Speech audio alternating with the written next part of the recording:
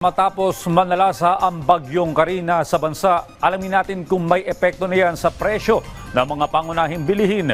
Mula sa Balintawak, may update ang aming kasamang si Vel Custodio live. Vel?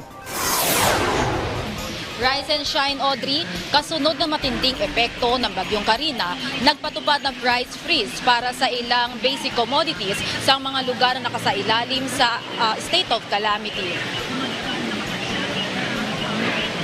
Mahigpit na binabantayan ng Department of Trade and Industry ang mga presyo ng mga pangunahing bilihin na naka-price freeze.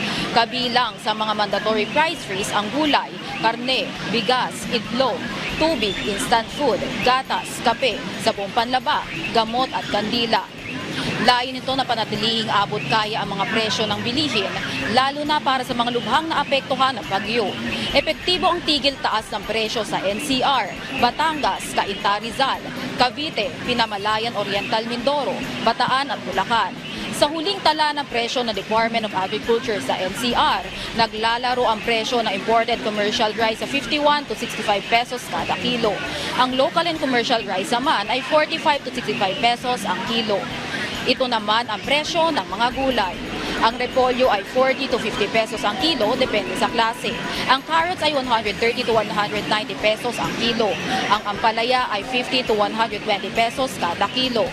Sa mga prutas naman, ang saging ay nasa 35 to 120 pesos depende sa uri.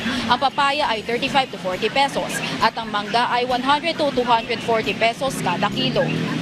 Binibigyan pabala rin ng DTI ang mga negosyo laban sa price gouging o ang hindi makatwirang pagtataas ng presyo.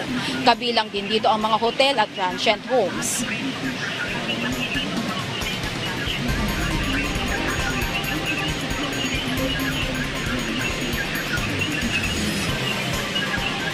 Maaaring bisitahin ang price bulletin ng DTI online o sa official social media page nito para sa bantay presyo. Balik sa iyo, Audrey. Maraming salamat, Vel Custodio.